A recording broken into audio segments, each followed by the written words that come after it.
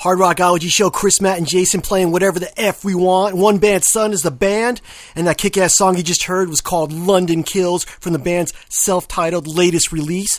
I like when I hear them from this band, Matt, especially the production and the vocals by Shane Volk. What do you think? Great band coming out of Canada, and no, I have to agree with you. I mean, I have not heard of this band until just recently.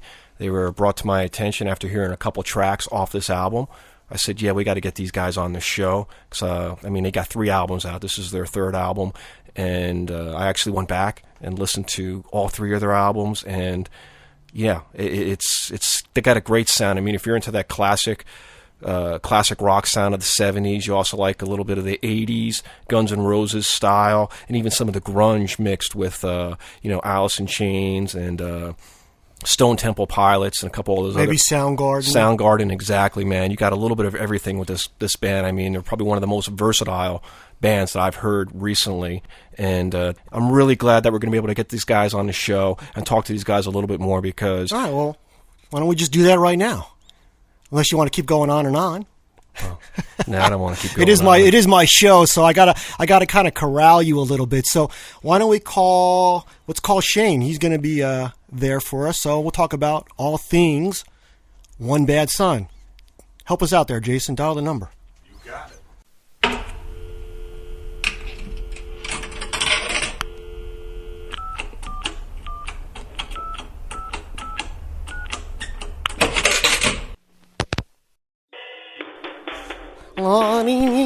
Shut up. All right, just shut the fuck up. I don't want to hear you fucking go. Here we go. All right.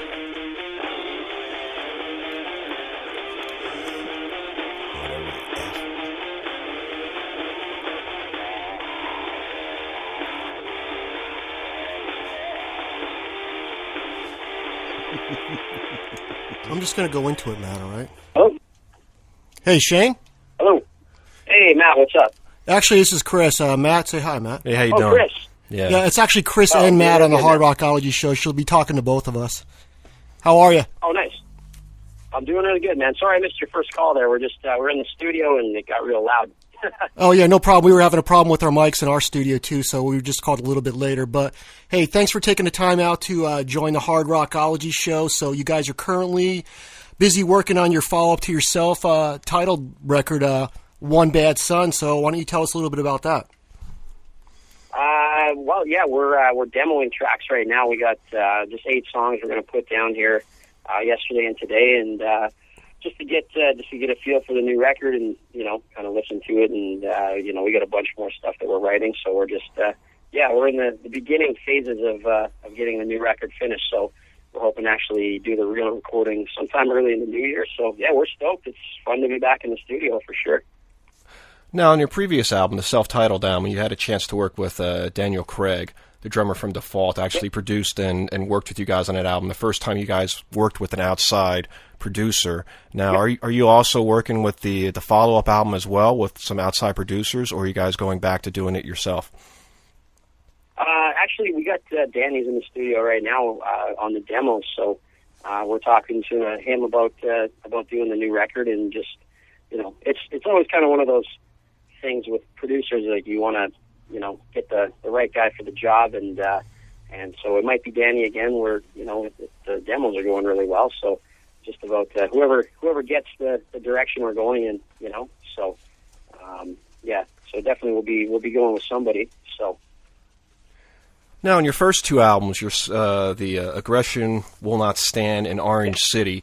Now, in comparison to the self-titled album, drastically different type of sounds. I know you got some of those sounds still on the brand new album, but was that just a logical progression for you guys, or a direction that you guys wanted to go into?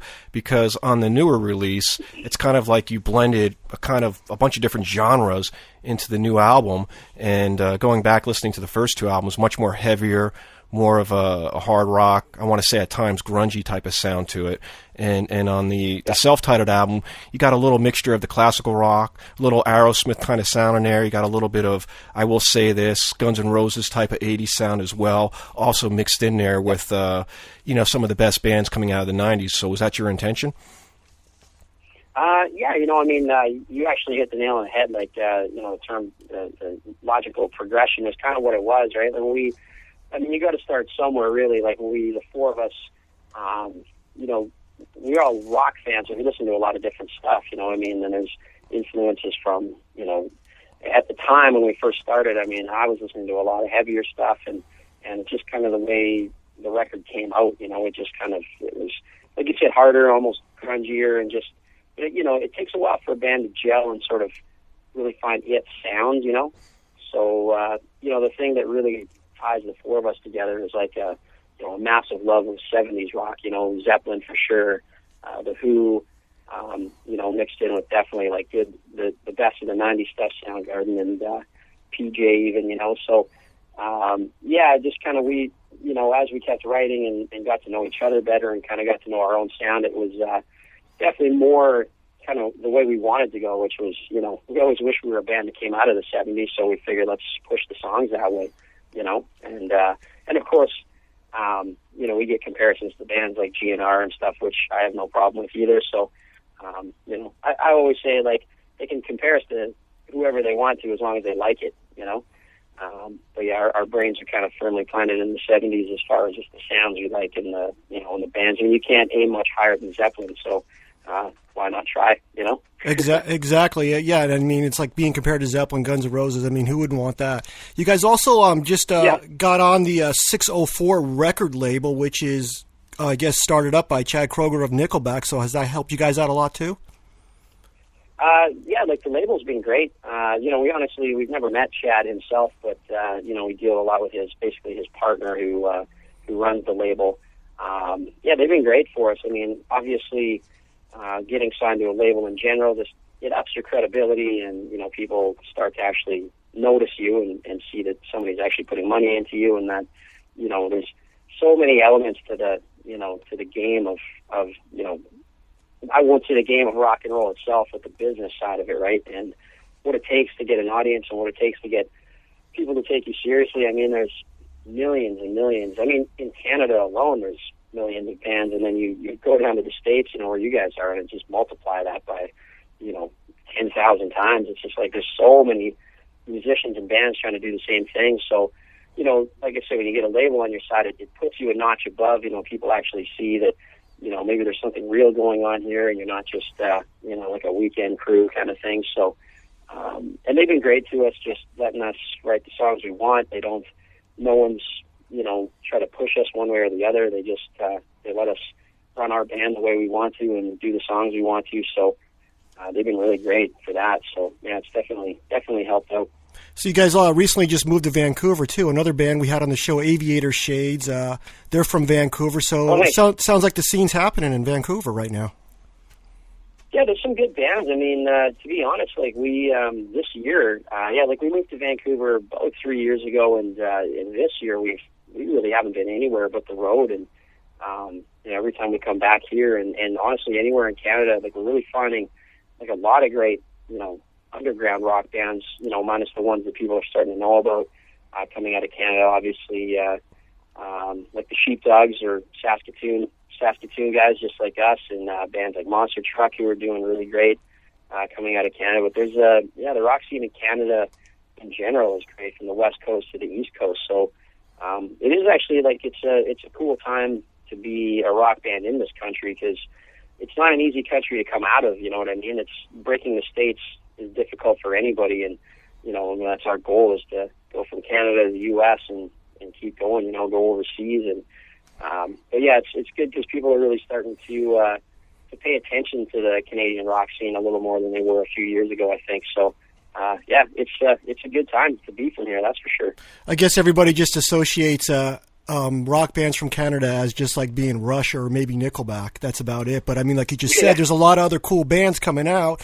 Another band that we've had on the show called Diamonds, they're from Toronto, and they're really good too. So, like you said, there's a lot of great bands coming out of Canada. I think with the problem with Canada, and I think you would agree with me, guys, is it's too spread out. There's not enough cities in between, like, say, from Toronto to Vancouver. You have Winnipeg in between and maybe Edmonton and Calgary, but other than that, there's not as many places to play, I would imagine, and that might be some of the problems too, right? Yeah. Well, first of all, nice work on knowing some of your Canadian cities. That's awesome. Thanks. But you're so right. I mean, it's it's rare for somebody somebody from where you are to mention Edmonton. It's like we're way up north. Well, actually, we're hockey fans too, so. Oh, wow. Yeah, it's beautiful, man. Awesome. No, you're 100% right, though. It's the most difficult thing about Canada. I mean, like, it is. It's spread out. Like, we just got back from a cross-Canada tour, and, I mean, there were a couple shows we did. You know, we went from a town called Brandon to Thunder Bay, and that was, like, almost a 12-hour drive. Yeah, Thunder Bay's way up there on the top by, Hudson Bay? Around there, yeah. It's there's so much isolation up there. Like northern Canada, it's really isolated. So if you're a Canadian touring band, you definitely get used to your van.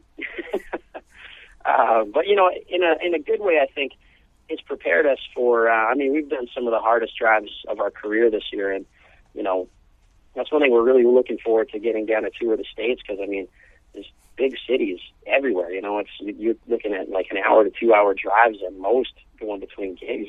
It's beautiful. So but it's definitely it's grueling. Touring up here is definitely grueling. So but it makes it tougher. We get a rep for being tough up here, and I don't mind that. Yeah, especially where you guys are now in Vancouver. I mean, you can just head down the 5 freeway into Seattle, then even into Portland. Yeah, exactly. Yeah, I mean, it's crazy. You cross the border, and it's just like boom, boom, boom. There's cities everywhere, and obviously great scenes down there too. We're that's kind of the plan for the next record, is to, with our current record, One Bad Son, we, really wanted to do as much we could in Canada, get a name for ourselves, and really get the ball rolling. And then, so the next record, we got, some more ammo to come down to the States and see if we, see what we can do down there. So, and we're starting to get some pretty good response in general. Just, haven't been down there a ton, but I mean, it's great. The great thing about rock and roll is it has nothing to do with what country you're in. It doesn't, it really, rock fans are rock fans, and if they find a band they like, they'll get into it, and that's awesome. Well, one thing I got you guys. Yeah, one thing I just got a real quick question for you, because I love your album Orange City, but I got to ask you, man. I mean, just the name of the songs and all that. I mean, what were you thinking? What was going on in your guys' mindset when you guys did that album? Because I mean, I'm looking at all the different titles of the tracks and the songs in and of themselves, and it's just a bizarre album as far as title tracks are going, but it's a freaking great album. So, I mean, was there like some sort of... man, I appreciate it. Yeah, was it just something you guys threw together, just a bunch of different ideas, or was there some sort of concept that you guys had planned when you guys did that album? No, it's just honestly just song by song, right? I tend to really, I try to come up with titles that, there was a couple, like, maybe a little more generic titles on the last record, but I mean, I like stuff that's a little more off the wall, like Gringo, I like stuff like that, and the new record, we got some cool stuff, like, we're actually about to record a song called Satellite Hotel. We just did one called Year of the Wolf. With rock stuff, I mean, it's rock and roll, like, it's so old already, like, everything's been done, it's hard to stay fresh, so, I love coming up with album titles that kind of just grab you a little bit, or just at least, they just sound weird, you know what I mean? I love that kind of out there sort of stuff, so, there was no real rhyme or reason to it, it just kind of happened that, there was some interesting titled songs on that record, for sure. So some of the songs, I mean, I wanted to ask you, like, where does some of your inspiration for some of the songs you wrote come from? I mean, do you carry around like a notepad with you all around Vancouver, or how does the inspiration come to you? Well, I mean, the one blessing to this band is that, writing is our main thing. Like, you get the four of us in a room and just things start happening, and it's always been like that from day one, which is great. And we're a pretty open group as far as, everybody contributes musical ideas, and we, openly discuss everything. I do all the lyrics, but that doesn't mean that, it's just my show, you know what I mean? Like, everybody, we kind of have this thing when we write for, ideas come from everywhere, and then, like Kurt will go back with the drums, and he'll create these great drum parts, and, the Adams will do their things on the guitars. Like, we don't step on each other's toes a ton as far as our own parts go, And I think it's important to have freedom on your own instrument and not have somebody else in the band telling you how to play your bass and telling you what beat you need to do. I mean, that's kind of what makes it, great. You know what I mean? So it's like a great collaboration. But so we do a lot of ideas just straight out of jamming. Lyrically, I mean, I do keep a book on me all the time, or just it's beautiful having beautiful having your cell phone and you can just take notes anywhere and everywhere. So I mean, a lot of the lyrical ideas just come out of obviously everyday experiences. The new record, there's a lot of I like using stuff like metaphors, like not just talking directly about a girl, but using I got a song here that's kind of this weird space odyssey, stuff like that, just to just make it a little more interesting, even though you're talking about a subject that's been talked about a million times. I mean, it's nice to just kind of explore different ways of putting a message across, so. Exactly. Just daily, every single day, new things will come to you. Yeah, there's always something going on, yeah. Always something going on, always something different. You guys have to be big fans of The Big Lebowski, correct? Oh, huge. It's like a top, Kurt, our drummer, I think it's his number one favorite movie, but we love it. We have, we have our mini Lebowski fest up here and get together and drink White Russians. And I was just going to say, you got to have the White Russians.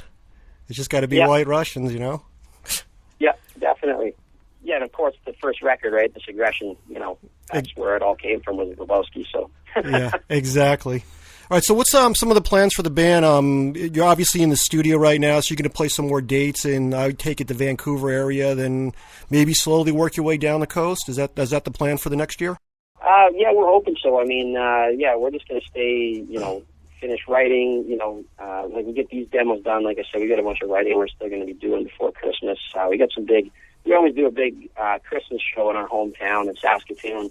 So we got that to look forward to. So we got a couple of Christmas shows happening, and then, take a solid week off just to recuperate over Christmas. I'm actually, I'm going out to do a couple of my own acoustic shows here in the next few weeks, just to fill up some time. And, I like to stay on the road. So, and then next year, it's just, we're really getting a good game plan together. So, and the U.S. is definitely part of the plan. So hopefully we'll be down your guys' way at some point here, sooner than later. So. Exactly. That'd be like terrific. I'd love to see you guys live. I mean, obviously Vancouver's a distance from Los Angeles, but my brother lives in Seattle, so who knows? Maybe I'll come visit him and find out when you guys are playing and just head up to Vancouver and check you out. Maybe with aviator shades, that'd be a good double bill. Oh, yeah, we're actually talking about doing a show with those guys, possibly in January. I'm not too sure, but it's definitely going to happen. And I mean, our live is, that's where it's at with us. We really put it out there. Our live shows, that's our thing. So definitely, I'd love to. It'd be great if you came up to see us play. It'd be fantastic. Or if we can play down in your backyard, it'd be great. Yeah, we'll make it work one way or another. Okay, where can people find out about One Bad Son? You got a website? Obviously, you mentioned you're on Facebook. Where can people find out about you guys? Honestly, we're you can find us everywhere. Like just Google One Bad Son. Yeah, our website's just onebadson.com. You can find us on Facebook. Like I said, Twitter, Instagram. We're pretty much everywhere. We're like I said, if you just Google the name, you'll find out wherever you like to find music. Then that's where we are. Okay, got one more question for you. We need to know your Spinal Tap moment so far in One Bad Son. It's so funny. We're in the studio right now quoting Spinal Tap like every 5 minutes. It's we put a TV in the van for this last tour, and that was the first movie that went on. So. You know what? There's definitely been a few. Actually, there was, I forget what show it was on this tour. We got lost going to the stage and just started laughing out loud because there was a total Spinal Tap moment. Oh God, I think it's funny. Every single band, that tours especially knows that movie in and out because everybody has at least one or two of those experiences. But. Yeah, we did. We got lost on the way to the stage. I forget what gig it was at, but it was, I'd say it was embarrassing, but it was pretty damn fun. Seems like it happens to a lot of bands. They can't find a stage. You open one door, that's not it. You open another door, that's not it. It seems like it happens to a lot of bands that we've talked to. Okay, Shane, well, we want to... Go ahead, I'm sorry. Oh, no, that's fine. I was going to say the biggest Spinal Tap thing that happens to us repeatedly is people screwing up our band name. like on the movie where they call him Spinal Tap a few times, and people call us one band son or one bad song, or so we get that a lot and laugh about it because it's a total tap moment. But anyways, I don't know. That could be a problem maybe too. I don't know. But it's pretty easy for me. One bad son. What do you think? Oh yeah, no, it's well, actually, let's just ask the question. Where did you guys come up with the name One Bad Son? Because that's kind of a different type of name. So before we let you go, it was nothing pre-planned, as boring as any band name story typically is. It's just it came up, right? Like in my old band, I wanted to change the name of it, and then my brother and I cooked up that name. Actually, just came out of nowhere. Just thought it had a good ring to it, and then when I got together with Kurt and Adam, I was like, hey, I got this name kicking around. We could start with that, and then it just stuck. So and it's it's a cool rock name. I mean, we'll put it this way: band names are all fairly stupid, so it's just it's whatever you do with it, right? I mean, they don't usually make a lot of sense, but whatever. People like it. It has a good ring for sure. So. All right, Shane, we want to thank you, Matt and I, for coming on the Hard Rockology Show. And as we do with each guest, we'd like you to take us out of this segment with a song off of one of your records. Okay, well, what would be great? The boys would love it off the last record there, off One Bad Son. If you guys play some True Grit, that would be great. It's a total, it's an ode to John Wayne, too, so it's perfect. I mean to kill you in 1 minute, Ned. Or see you hanged in Fort Smith at Judge Parker's convenience. Which will it be? I call that bold talk for a one-eyed fat man. Fill your